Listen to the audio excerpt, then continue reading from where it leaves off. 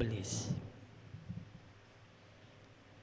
Maka kita memohon kepada Allah dengan doa, Allahumma allimna ma 'allamtana wanfa'na ma 'allamtana. Ya Allah, berikan kami ilmu yang dari ilmu itu dapat memberikan manfaat kepada kami dan manfaat kepada sesama kami. Itulah hakikat daripada ilmu. Orang yang berilmu statusnya 3. Dilihat dari asal kata ilmu. Yang pertama adalah ain, maka dia menjadi alim. Orang yang berilmu derajatnya pasti tinggi. Yarfa'illahu alladhina amanu minkum walladzina utul ilma darajat. Pasti akan ditinggikan derajatnya oleh Allah orang yang berilmu, yang ilmunya membawa manfaat pada yang lainnya. Kata ilmu huruf kedua adalah lam, artinya latif, lemah lembut dalam bertutur kata, lemah lembut dalam bertindak, lemah lembut dalam bersikap. Kalau ada orang yang berilmu tapi tutur katanya kasar, sikap dan perbuatannya tidak sopan, maka ilmunya belum memberikan manfaat bagi yang memiliki ilmu. Orang yang berilmu status yang ketiga adalah mim, akan menjadi malik, akan menjadi raja. Maka kalau kita ingin menguasai semuanya, kuasailah ilmu. Karena dengan ilmu Anda akan mendapatkan kebahagiaan dunia. Karena dengan ilmu Anda akan mendapatkan kebahagiaan akhirat. Karena dengan ilmu Anda akan mendapatkan kebahagiaan dunia dan akhirat.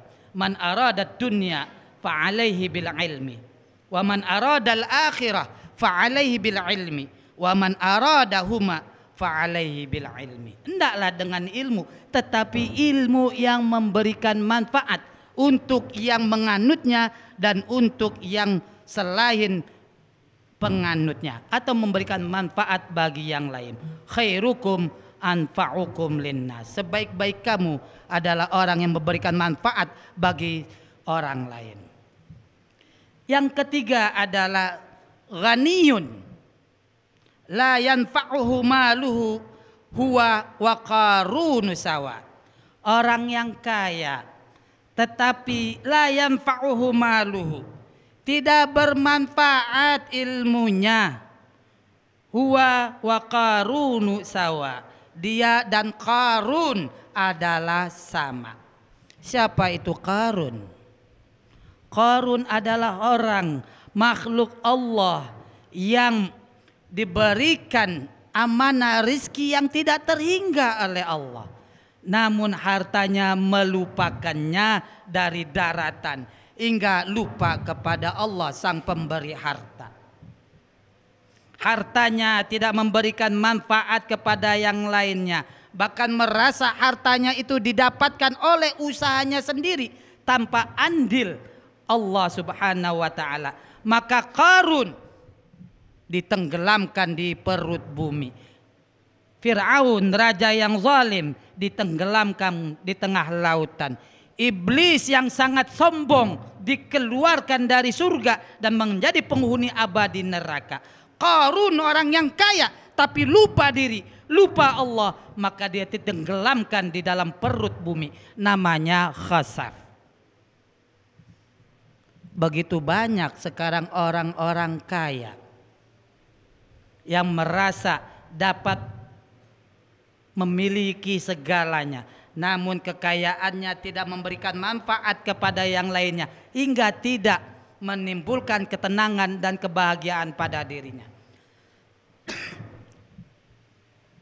Ketenangan dan kebahagiaan hidup tidak bisa dibeli dengan jabatan, tidak bisa dibeli dengan kekayaan. Kalau ada kebahagiaan dan ketenangan hidup bisa dibeli oleh harta, maka orang-orang kaya paling banyak berbahagia dan paling banyak tenang. Ternyata apa yang terjadi? Hartanya tidak dapat membuat dia tenang, hartanya tidak dapat membuat mereka bahagia. Harta dari segi manfaat itu ada 3. Yang pertama adalah harta yang habis di dunia. Kita makan ayam goreng dengan tempe goreng, lezatnya dan nikmatnya itu hanya sekian mili di tenggorokan kita. Ketika keluar, baunya sama, itu habis di dunia. Harta ada yang ditinggalkan dunia. Begitu banyak pemimpin yang hebat. Kita lihat dari Presiden RI kita yang pertama, Soekarno, Bapak Proklamator. Ketika meninggal, semua yang melekat duniawinya ditinggalkan di dunia. Jabatannya hilang. Namanya berubah, tidak lagi Soekarno, tetapi menjadi jenazah, menjadi mayit. Mari kita sholatkan mayit ini, mari kita sholatkan jenazah ini. Tidak pernah ada orang hebat ketika meninggal, mari kita sholatkan Presiden Soekarno ini. Tidak ada. Maka itu semua ditinggalkan di dunia. Jabatannya, kekayaannya, anak istrinya, semua yang melekat, segala urusan duniawinya ditinggalkan di dunia. Namun ada harta yang ketiga yang dibawa dari dunia. Amfiku min tayyibati ma razaqnakum. Berinfak dari segala sesuatu yang baik yang kami berikan rezeki kepada kalian. Infak, nafkah itu akan membawa kita dengan harta yang ada di dunia. Yas'alunaka madza yunfikun. Mereka bertanya kepada Nabi Muhammad, apa yang mereka nafkahkan? Qul ma anfaqtum min khairin.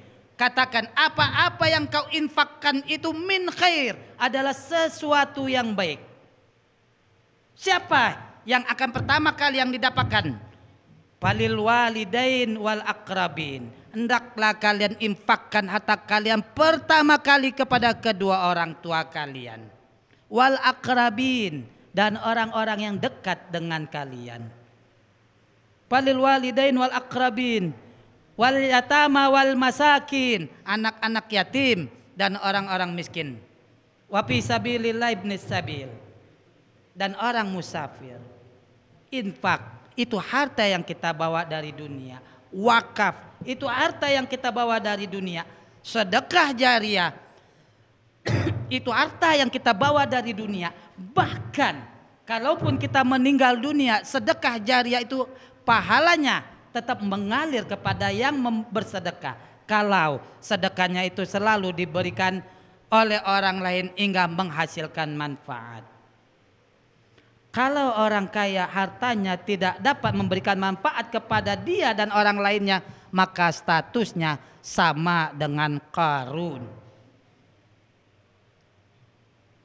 Tapi jangan juga kita menjadi orang yang tidak mau berusaha hingga kita akan menjadi fakir. Maka yang keempat adalah fakirun la yasbiru bi fakrihi huwa wa kalbun sawa. Orang yang fakir tapi tidak sabar dengan kefakirannya, selalu berkeluh kesah, selalu berputus asa hingga menghalalkan segala cara, huwa wa kalbun sawa. Dia dan anjing adalah sama. Orang yang fakir kalau tidak sabar dengan keadaan, selalu berkeluh kesah hingga bisikan setan masuk, maka menghalalkan segala cara. Statusnya sama dengan anjing. Bagaimana anjing itu? Anjing itu akan menjadi majikan apabila yang memberi makan. Walaupun musuh, walaupun maling, walaupun perampok, kalau dia memberikan makanan kepada anjing, maka perampok menjadi majikannya. Begitu kebalikannya, majikannya apabila tidak lagi memberikan makan kepada anjing, maka majikannya akan digonggong. Maka orang yang fakir hendaklah bersabar. Kalau selalu berputus asa, berkeluh kesah, akan masuk statusnya, derajatnya seperti anjing. Kadal fakru ayyakuna kufran. Karena itu bisa jadi kefakiranmu itu akan menyebabkan kamu akan kekafiran, akan kekufuran, tercover, tertutup dari hidayah Allah. Oleh karena itu di dalam surat Al-Fatihah kita berdoa, ihdinas siratal mustaqim. Tunjuki kami jalan yang lurus.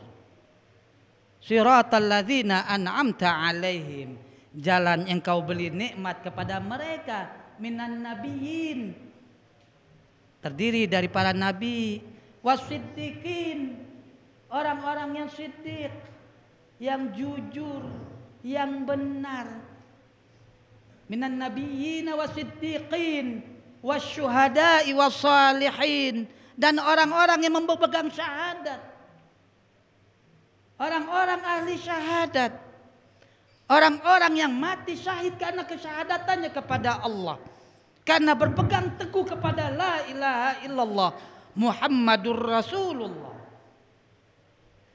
Maka kita yang beriman hendaklah masuk Islam secara kafah, karena tidak semua orang yang berilman matinya akan Islam, tetapi semua yang Islam pasti beriman. Ya ayyuhalladzina amanu udkhulu fis-silmi kafah. Yang dipanggil orang beriman, takut dia tidak Islam nanti. Ya ayyuhalladzina amanu ittaqullaha haqqa tuqatih wa la tamutunna illa wa antum muslimun. Orang yang beriman ada proses takwa sehingga kalian matinya Islam. Tidak semua orang yang beriman akan mati Islam. Itu ayat yang saya bacakan tadi. Karena yang Islam itu hurufnya adalah 4. Alif Allah, sin salamun, lam alif la ilaha illallah, mim Muhammadur Rasulullah. Allah pasti akan menyelamatkan siapa saja yang mempatrikan di dadanya la ilaha illallah Muhammadur Rasulullah. Semoga khutbah singkat ini dapat mencerahkan kita. Semoga segala apa yang kita doakan, meminta petunjuk jalan yang lurus, bisa kita amalkan dalam kehidupan sehari-hari. Kita berdoa semoga tidak menjadi golongan yang dimurkai oleh Allah dengan segala kesesatan. Maka jadilah orang yang pemimpin yang adil. Pemimpin yang adil adalah di antara salah satu golongan yang akan dapat naungan oleh Allah pada saat semua tidak dapat naungan kecuali golongan tersebut. Di antaranya adalah imamun adil. Semoga ilmu kita dapat memberikan manfaat kepada orang lain. Semoga kita dapat mengamalkan ilmu kita, karena dengan ilmu itulah kita akan dekat kepada Allah, dan orang berilmu itulah yang mendapatkan naungan di sisi Allah. Semoga harta kita dapat membahagiakan orang lain. Semoga harta kita dapat memberikan manfaat kepada orang lain. Semoga kefakiran kita, semoga kemiskinan kita memberikan kita kesabaran. Kayak di swalayan, kalau kita bokek masuk ke swalayan, melihat nggak ada belanja, tuntutan dan pertanyaan nggak banyak karena nggak belanja. Tapi kalau orang kaya masuk ke swalayan, banyak yang dibeli, banyak yang diambil, nanti di kasir banyak yang ditanya, banyak yang dibayar. Maka semoga kemiskinan kita ini dapat mendewasakan kita. Barakallahu li walakum wa nafa'ani wa iyyakum bima fihi minal ayat wa dzikril hakim wa taqabbalallahu minni wa minkum tilawata innahu huwas samiul alim.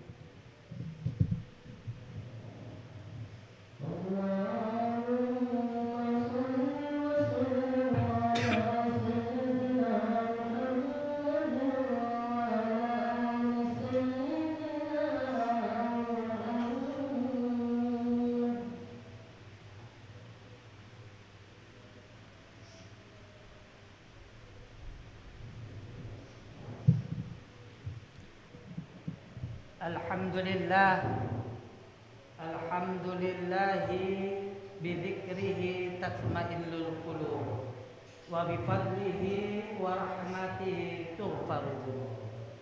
أشهد أن لا إله إلا الله الخالق المعبود وأشهد أن محمدا عبده ورسوله الصادق الموعود اللهم صل وسلم وبارك على محمد وعلى آله وأصحابه إلى يوم الميعاد يا أيها الذين آمنوا اتقوا الله حق تقاته ولا تموتن إلا وأنتم مسلمون وقال تعالى إن الله وملائكته يصلون على النبي يا أيها الذين آمنوا صلوا عليه وسلموا تسليما اللهم صل وسلم وبارك على محمد وعلى آله وأصحابه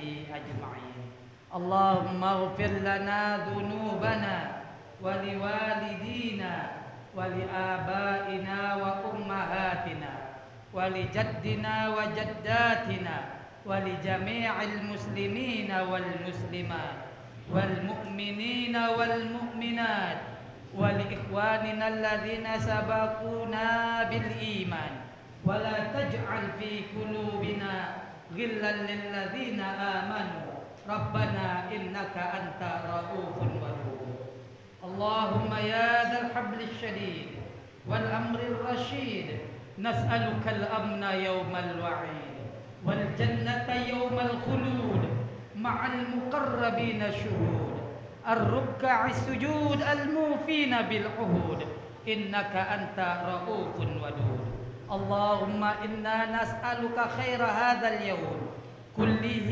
عاجله وآجله ونعوذ بك من شر هذا اليوم كله عاجله وآجله ربنا آتنا في الدنيا حسنة وفي الآخرة حسنة وقنا عذاب النار سبحان ربك رب العزة عما يصفون سلام على المرسلين والحمد لله رب العالمين عباد الله إن الله يأمر بالعدل والإحسان وإيتاء ذي القربى وينهى عن الفحشاء والمنكر والبغي يعظكم لعلكم تذكرون فاذكروا الله العظيم يذكركم واشكروا على نعمه يزدكم ولذكر الله أكبر أقيموا الصلاة